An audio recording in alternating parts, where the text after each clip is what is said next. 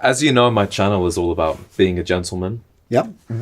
At what age did you first become aware of the concept of being a gentleman? Mm-hmm. And when did it start becoming important to you? I was a student of history, and definitely in high school, maybe even middle school.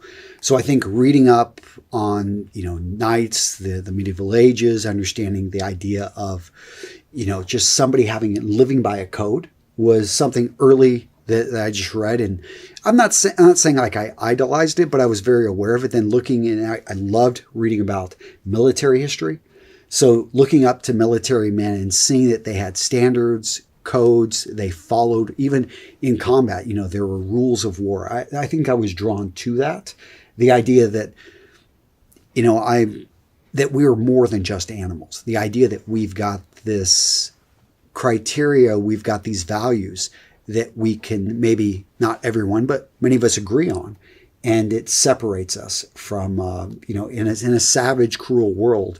I love the idea that there are gentlemen that can bring a bit of a refinement to it. Mm. Yeah. Were there any role models for you, either in real life or fictional, or people that you saw on screen that you aspired to be like? Yeah, probably not too many I can think of in real life. I mean, I had a mother that did encourage reading. She did encourage learning, but I wasn't really surrounded by any men that were gentlemen. Our father, he wasn't really around. My stepfather, he was a good guy, but, I definitely wouldn't say, dressed up. He was, did fry, cook, that kind of stuff. Yeah. So I would say he definitely was history. Going in and reading up, about people like Churchill, Gandhi, looking, again, going back to look at the Knights Templar and seeing throughout history, you learn more about people and you realize they all had flaws, but you see a lot of these men that at certain points tried to live upon this code, and in some cases even died by it. So I think definitely a lot of American military guys. You're reading up about Patton, MacArthur, but you also realize they had huge flaws. But it was very interesting to read up on them. Yeah, I think a lot of guys at the moment, they struggle to see role models in their daily life for being a gentleman, and even on the big screen or celebrities, they don't see that person that they really aspire to be like, and they see as a good person. Yeah. But I know that you were in the military, and a lot of people that watch my channel are also ex-military. Yeah. What did you learn from those experiences that have really shaped the man that you are today? I was always very impressed with, most of the people I met in the military. Anyone that served knows that there's a bunch of, excuse my language, but shitbirds. But the vast majority. What's a shitbird? Shitbird, it's like someone that probably shouldn't be in, joining maybe for the wrong reasons, is bringing everybody down, doesn't, isn't squared away. But even they are usually at a much higher level than their equivalent in the civilian world. Anyone that joins the military makes it through boot camp. The vast majority of these guys are there not to make money. They're not. No one joins the military to make a fortune. Really, what they're after is a purpose and having a higher calling, and to meet people that And I went the officer route, but I was always impressed with my staff NCOs, with my and just these non-commissioned officers that or corporals, even lance corporals. I met tons of them that were just on point, where professionals would, these are people that many people in society, because they don't have a college education or they got out of high school early, they look down on them. But I would see that these guys they just needed to find their calling, and they would apply themselves. And that always really impressed me about, the young military men and women in the military. I mostly served with men. The Marine Corps is mostly men, and especially the combat units at the time. This was, late 90s, early 2000s. Yeah. And this was while you were in Ukraine, right? Was that a military thing initially back then? No. I just visited Ukraine. Marines guard embassies around the world. So I had the opportunity to know somebody at the embassy, and they were like, yep, get over to Kyiv. It's a lot of fun. It's relatively inexpensive. This is 2001. And so I went over there and, had a great time. And I knew the Marines at the Marine House. But I stayed with families when I was in Ukraine, and then got to see some pretty cool stuff over there. Ended up meeting my, fiance, now wife, that I've been with for over 20 years. And I've lived over in Ukraine on and off. We left Ukraine in 2007 I got out of the military in, what was that? Was it late 2003 after the war in Iraq? And I got out, lived in Ukraine for over a year. My son was born over there. And then eventually I brought my family to the United States in 2007. Because I wanted to ask you about your children, because you have the challenge of raising boys these days. What do you think of a lot of content that's online for young men? And how do you feel about your sons watching that? Okay. Yeah, I've got, I have 4 daughters. I have 1 son and I have 2 nephews that I'm raising. So since the war in Ukraine started, I brought my nephews about 2 years ago and they lived with me. And, I try to, like anyone that's raised kids, maybe you fostered or you've got, extended family living with you, you realize, and anyone that's grown up like that, which I did, I appreciate it when someone just treats me like their own. And that's been a big thing. But getting to your question, I think it's even deeper because it's not like these men are living in a world by themselves. They're 50% of the population is women, and I'm raising 4 of them, and I want them to find great partners. And so when I see a lot of this stuff online, I get why it does well and why it's thrown to us, because it's attention grabbing, it's in your face. If anyone grew up watching television, and again, I'm 48 years old, so I grew up watching and knowing television, what shows would do well? Usually the ones that were extreme, that were pushing the envelope, that were doing things that many people would find offensive, but you couldn't turn away. And that's what I think a lot of, unfortunately, what social media has done is it's amplified it. So it now follows us 24/7, and you're getting things, and most young men are getting things, they're getting exposed to things which many of us, Gen X or Gen Ys didn't see till we had actually been out of, I think, a little bit more of the formative years. I'm fortunate that I was able to kind of form what my understanding and how I see the world before the internet is now jumping in there and feeding many of these guys half-truths. And that's what's really dangerous about some of this stuff out there, is that 75 to 80% of it is true, but it's that 20% that is completely wrong, or 10% that's completely wrong. And this person's just spouting their beliefs, mixing it in with that truth. And many young men are just swallowing this up. And I feel the inability of young men to be able to take information in and to digest it and to be able to make their own decision, make up their own mind, is a real problem. Instead, you've got these people that are running basically online cults, and people are following them because of their personality. And then you start to identify, anything that person says and anyone disagrees with is an attack on you. That's a problem, in my opinion, because that's a cult. That's where you're following a blind leader, and you don't, but once you get to know these people, and I've gotten to know some pretty big, internet people that have gone on to they're all human. Yeah. They all make mistakes, and you've got to be really careful about blindly following an online guru. And I imagine as well, with the entertainment that we were talking about in the 70s and 80s, those extreme portrayals of masculinity, let's say, for example, Rambo, that's obviously entertainment. It's not positioned as an educational thing, although men might have aspired to be like that. Yeah. Whereas these days, online content, it's mostly educational, actually. Even though people are sometimes watching it for entertainment, it's very much a guide to life with the red pill. Some of these guys position themselves as, as edutainment, and being able to mix that. And again, I don't want to discount your favorite, guy that you're following, because he probably does have some great points. I see the red pill space as having brought up some very important points about how men are unfairly treated in many situations, and society just seems to turn a blind eye to it. But it's if you take it, if you swallow, I don't want to throw the baby out with the bathwater, but there is a lot of bathwater with the information that a lot of these young men are having thrown on them. Yeah. And what do you think the alternatives are for a young man who's looking for information, who's 16, 17 online, trying to figure out life, how the world works, how do women work? There's kind of the mainstream point of view that he might have learned in school and through his friend group.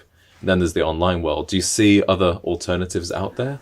I do, but this has worked for me. I don't know if it's going to work for anyone else, but I do find that biographies. Right, history. I love again. reading Yeah. history and biographies. I think it was Centeno, and his big quote was, "If you don't know your history, you're damned to repeat it." And it's a very, what I love seeing is, I mean, it's scary at times, but you see just history repeats itself again and again. And human beings, we've got very short memories.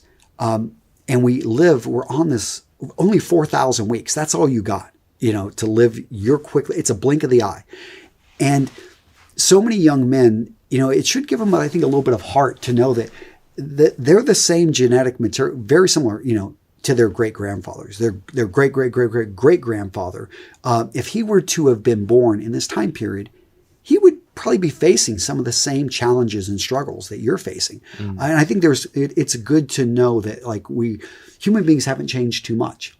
And when you understand human nature, and you understand that we have a propensity to fall into these traps. We have a propensity to follow a false idol. A lot of people, and I think Jordan Peterson's talked about this, how they look at maybe Nazi Germany and they think they would have been the freedom fighter. They would have been the person hiding the Nazi, not hiding the Jews.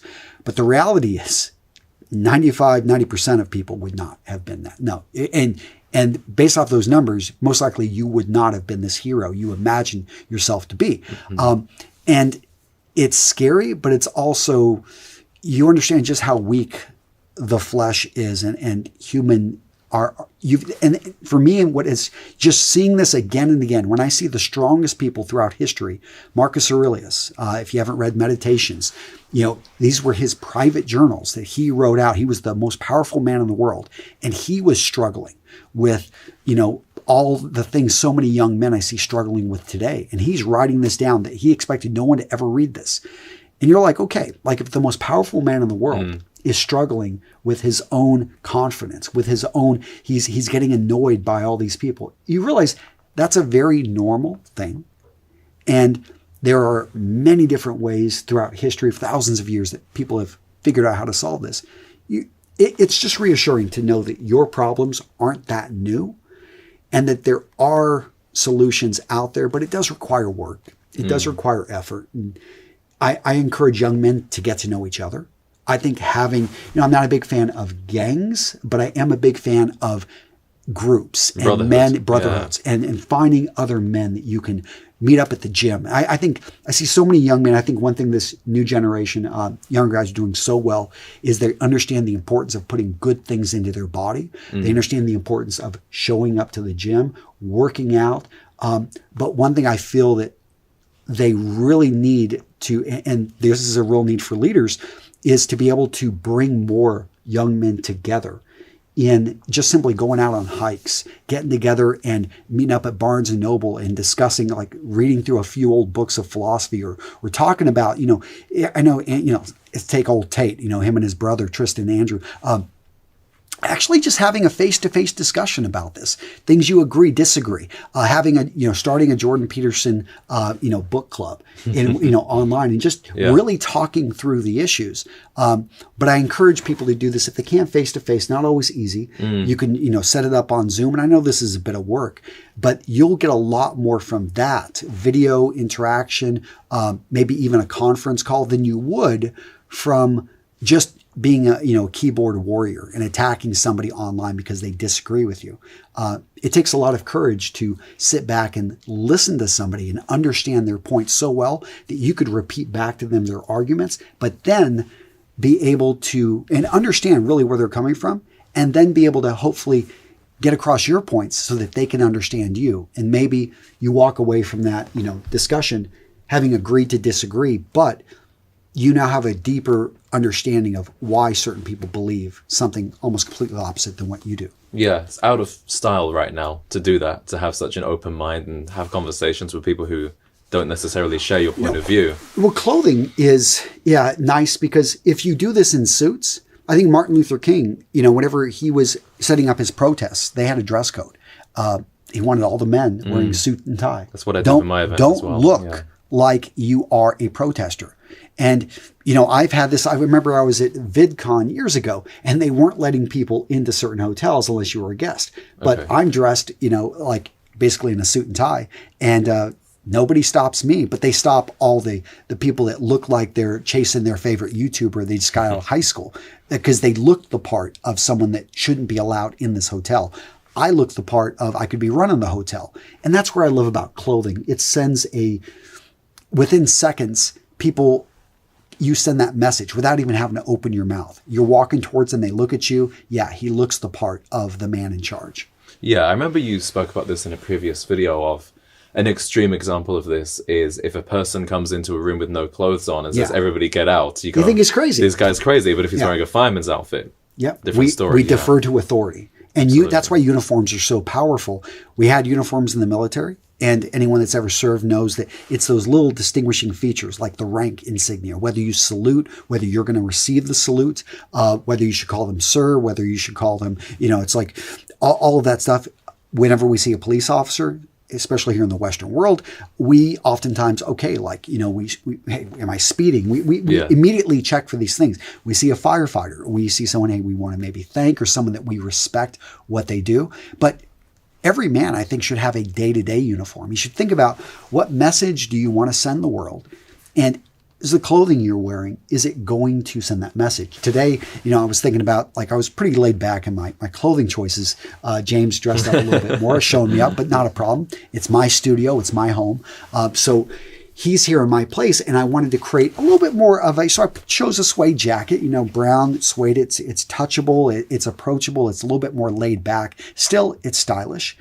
And I think so many guys can do this with their casual wardrobe. They can walk into a coffee place, not that you're looking to pick up the woman of your dreams, but if she happens to be there and all of a sudden you look the part, she notices this guy.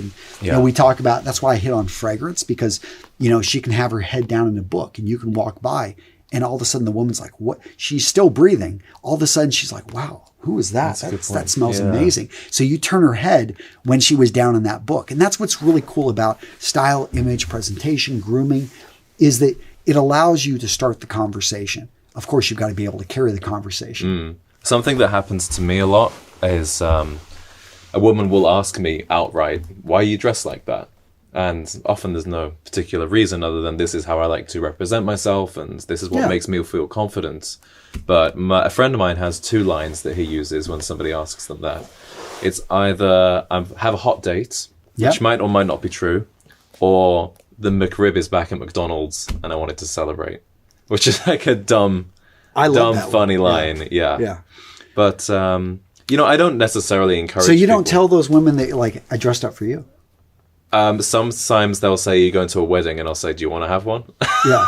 But the point is it starts the conversation. It does. It separates you. And you don't have to wear a suit and tie, although I know most of your audience loves it. Yeah. But the key here is in a sea of sameness, why not separate yourself? And style is such an easy way. So that's why, some people are like, oh, look at those emos. I'm like, well, we're looking at them. We're talking about them. They're living rent free in your mind.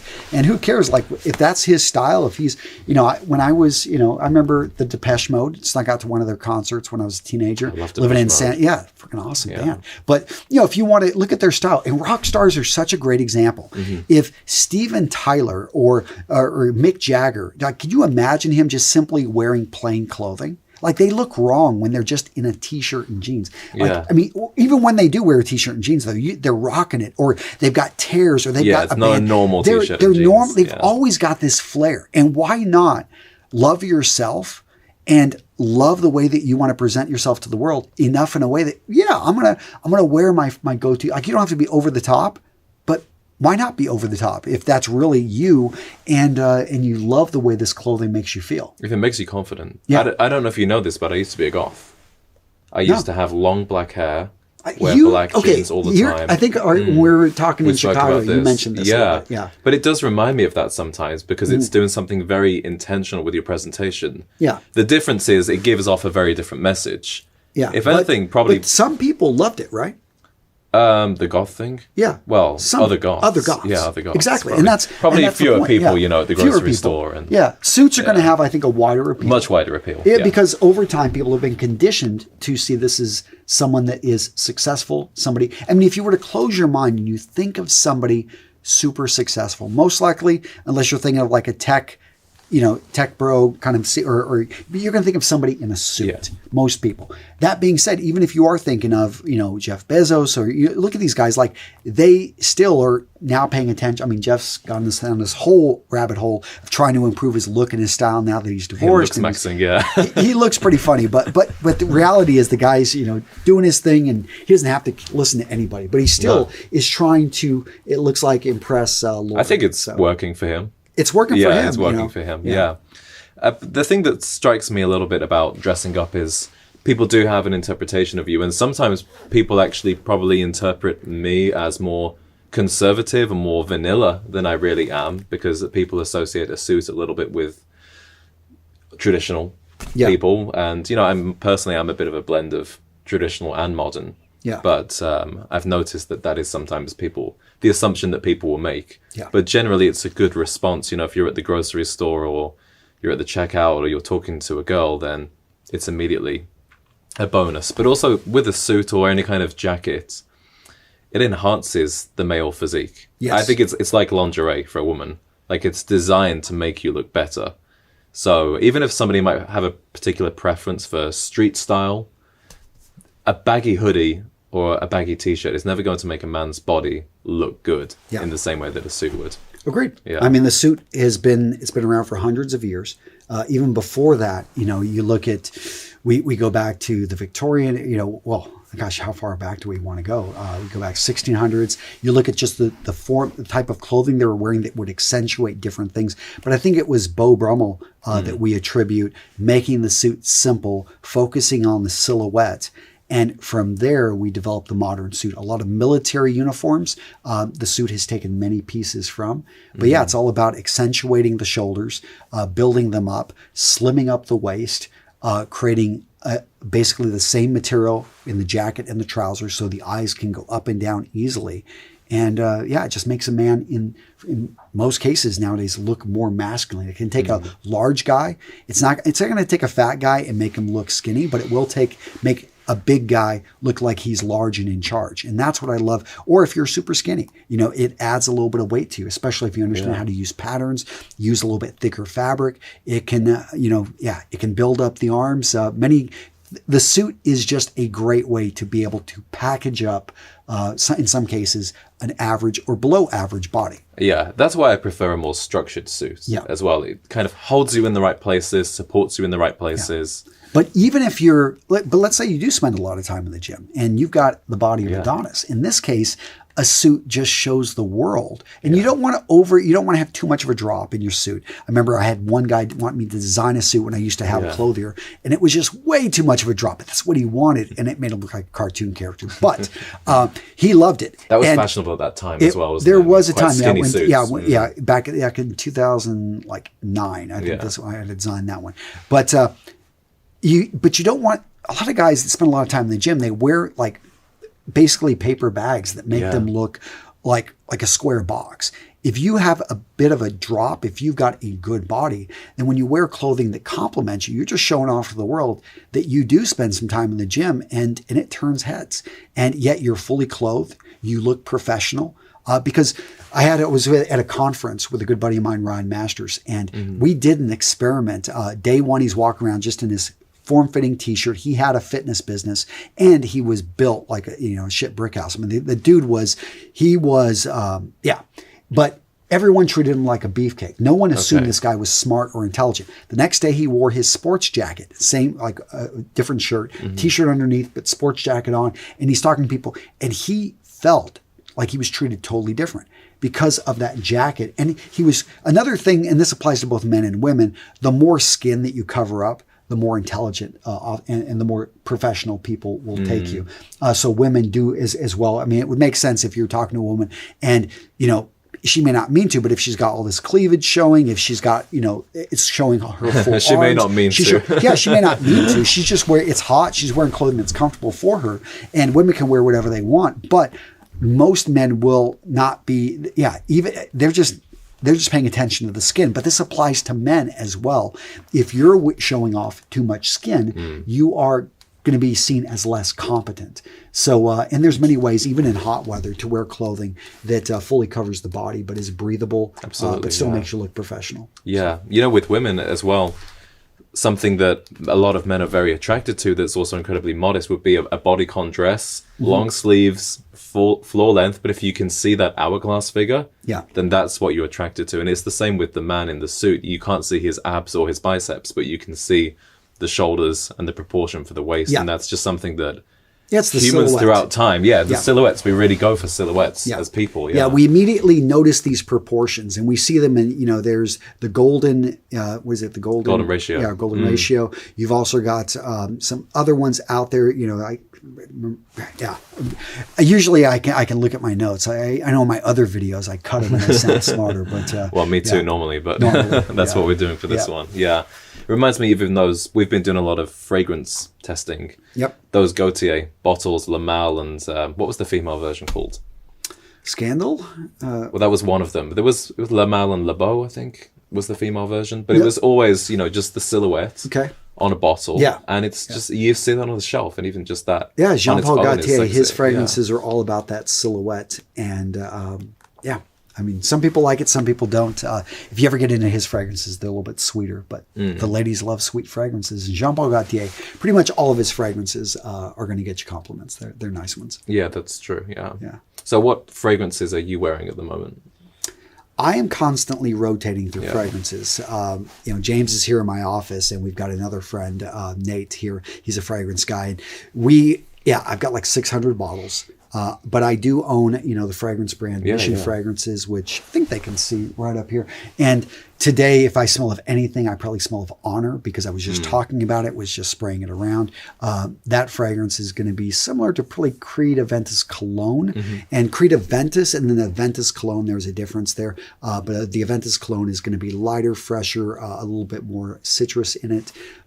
Just a beautiful, beautiful warm weather fragrance. It started off warm weather today. Now it got cooler. I think it's raining outside. But I'm still getting used to the weather in the Midwest. It's it's a little different from California. A little bit different from California. It is, But we have real seasons here. Yeah, exactly. Like it. It's actually more fun for style as well, because when you have one climate the whole time, it's also not very conducive to wearing suits. So now I can go out, wear like an actual wool suit, not sweat. I can wear boots all the time. So I actually, for style, I'm much more enjoying it being here. Well, Antonio, thank you so much for doing this episode with me. I've really enjoyed just being here and seeing how you run things. Yeah. Well, thank you. And thank you guys for watching. I appreciate being here. Yeah, thank you. All right, man. Thank you very much. Yeah. I appreciate it. Yeah. This was the first episode of the Gent Z podcast, which is now available not only on YouTube, but also Spotify, Apple Podcasts, and other popular platforms. Please do check the links in the description where you can subscribe to and download the Gent Z podcast on your platform of choice. Next week, we have Raphael Schneider of the Gentleman's Gazette as our guest, whom I'm sure many of you will enjoy hearing from. Thank you for watching today, and remember to always be a gentleman.